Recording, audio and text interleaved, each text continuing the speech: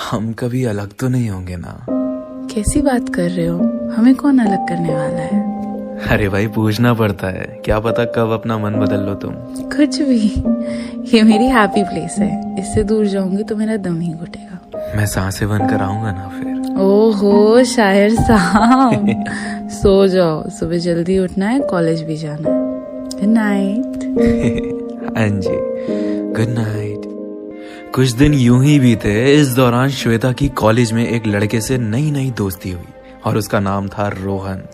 रोहन के बारे में थोड़ा सा बताता हूँ। रोहन उस टाइप का लड़का था जिसको लड़कियों के साथ रहना, घूमना फिरना ये सब बहुत पसंद था। उसके काफी पास रह चुके थे और लगभग सभी लड़कियों को उसने यूज करके छोड़ दिया था।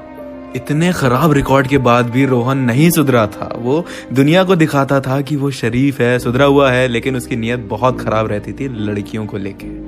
श्वेता और रोहन की दोस्ती भी काफी अच्छी हो गई। खूब हंसते बोलते साथ में, कॉलेज के 8 आवर्स वो लोग लगभग साथ में ही रहते। श्वेता रोहन को अनिकेत के बारे में बता चुकी थी और तरह तरह की बातें डिस्कस करती साथ में। जब भी अनिकेत से कोई झगड़ा होता वो रोहन को जाके जरूर बताती, क्योंकि वो अब उसका बेस्ट फ्रेंड बन चुका था। अनिकेत को रोहन का इस तरह से इंटरफेरेंस पसंद नहीं आता। श्वेता रोहन के बहकावे में आ रही थी। अनिकेत यार, प्रोजेक्ट भी बनाना है, कैसे होगा? आपके पास भी टाइम नहीं है। चलो एक काम करती हूँ, मैं रोहन से बात करती हूँ, वो पक्का हेल्प करेगा मेरी। कौन है ये रोहन और ये चल क्या रहा है? इतना क्यों इंटरफेरेंस हो रहा है उसका तुम्हारी लाइफ में? कभी रोहन मेरे लिए ये लाया, वो लाया, उसने मेरे लिए ये किया, वो किया। चल क्या रहा है श्वेता ये सब? Aniket, what's wrong with you? He is just my friend. और तुम्हें तो वैसे भी हर लड़के से दिक्कत होती है। मुझे प्रॉब्लम हो भी क्यों ना श्वेता, तुम मेरी हो। और जो भी ये दोस्त बने हैं तुम्हारे कॉलेज में, मुझे साफ पता चल जाता है कि किसकी कैसी इंटेंशन है।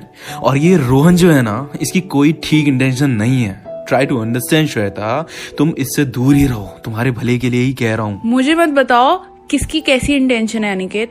अंधी नहीं हूं मैं, मुझे भी दिखता है। और रोहन एक अच्छा लड़का है। तुम्हें तो मेरी लाइफ में हर लड़के से प्रॉब्लम हो जाती है। यू नो व्हाट, मुझे तुमसे बात ही नहीं करनी। इतना बोलते ही गुस्से में श्वेता ने फोन रख दिया। बस फिर क्या, जो हमेशा होता था, श्वेता गई रोहन के पास, उसने सब बताया। और फिर जो रोहन ने श्वेता को अनिकेत के खिलाफ भड़काया है, पूरा ब्रेन वॉश कर दिया श्वेता का। और उसके बहकावे में आके श्वेता डिस्टेंस करने लगी अनिकेत से। ऐसे ही कई बार अनिकेत ने समझाने की कोशिश करी श्वेता को, लेकिन वो हर बार अनिकेत की ओवर पोसेसिवनेस समझ के उल्टा उससे झगड़ा कर लेती थी। श्वेता और अनिकेत की अब बात होना बंद हो चुकी थी। लेकिन बात होना बंद हो जाने का मतलब ये नहीं होता है ना कि आप अपने इंसान की फिक्र करना छोड़ दें या उस पर नजर रखना छोड़ दें।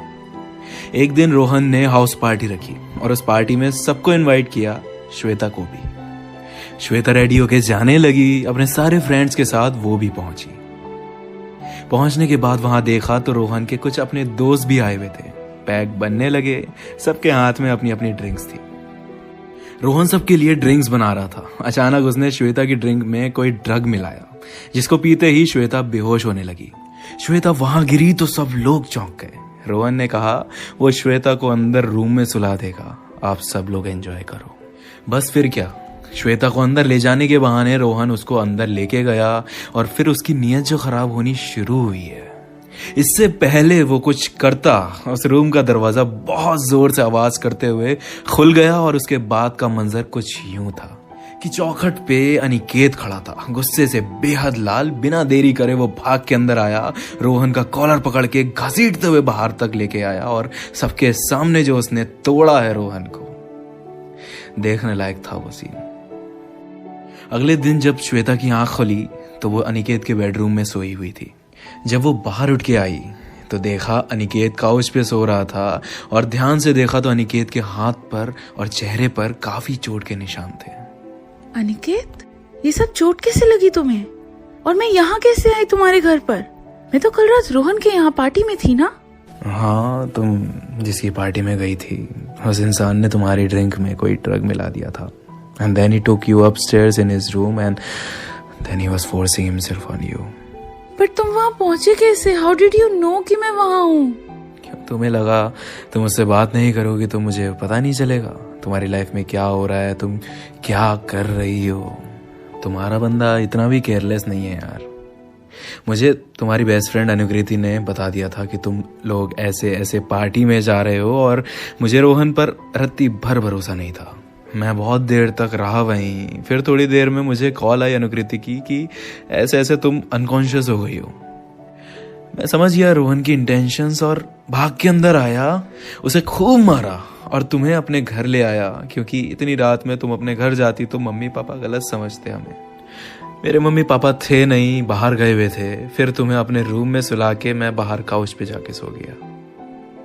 श्वेता के आंसू रुके ही नहीं और रोते रोते उसने गले लगाया और अनिकेत से खूब माफिया मांगी। इस सब के होने के बाद एक चीज जरूर रियलाइज हो गई श्वेता को कि अनिकेत अगर उससे किसी चीज से रोक भी रहा है ना तो उसके भले के लिए ही है। पता है, हम कई बार अपने पार्टनर से झगड़ा कर लेते हैं, चाहे वो कोई भी बात हो, बिना सोचे समझे कि उनका पॉइंट भी सही हो सकता है या उनकी इंट्यूशंस भी ठीक हो सकती हैं। एक लड़के को एक लड़के की और एक लड़की को लड़की की इंटेंशंस पता चल जाती हैं। दोस्त बनाना गलत नहीं है, लेकिन दोस्त कैसे बन रहे हैं वो देखना समझना ज्यादा जरूरी है। आपको लोग हमेशा अच्छा अच्छा दिखाते हैं अपने बारे में, इसलिए पता नहीं चल पाता कौन कैसा है।